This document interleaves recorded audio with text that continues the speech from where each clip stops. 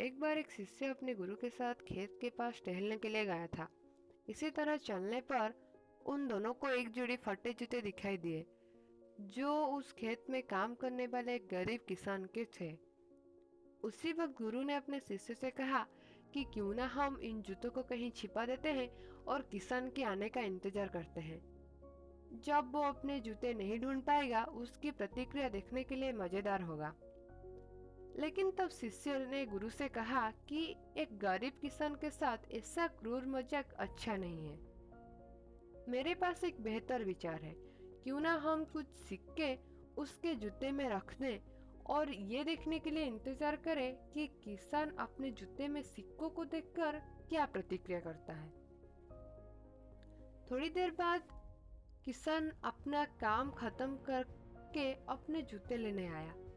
जब उसने अपने पैरों को एक जूते में डाला तो उसे कुछ कठिन महसूस हुआ, और जब उसने अपने जूते की जांच की तो उसे कुछ सिक्के मिले।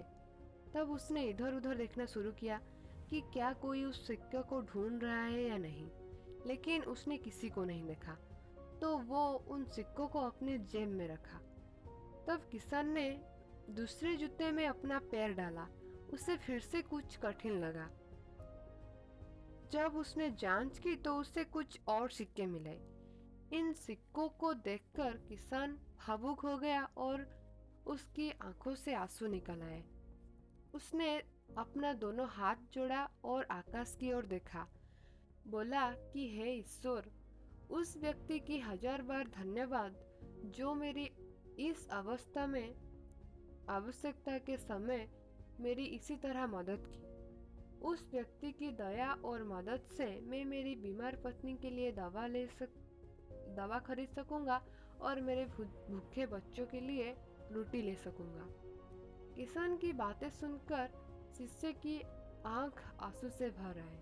किसान की वहां से चले जाने के बाद गुरु ने अपने शिष्य से ये सवाल किया कि अब मुझे बताओ कि तुम्हें किस चीज से खुशी हुई होगी, उसके जूते छुपाने से या उसके जूते में सिक्के डालने से। उसकी आंखों से आंसू के साथ शिष्य ने अपने गुरु से कहा कि हे गुरु, आपका धन्यवाद। मैं आज आपके द्वारा सीखी गई इस सबक को कभी नहीं भूलूंगा। अब मैं इन शब्दों के अर्थ समझाता हूँ कि कुछ देने की खुशी लेने से कहीं अधिक है, क्योंकि ये वास्तव में असीम है।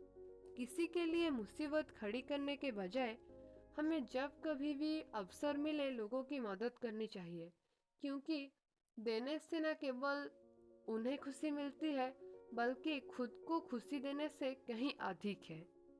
इसलिए हमें दूसरों से लेने की नहीं, दूसरों को देने की अपनी आदतें बनानी चाहिए।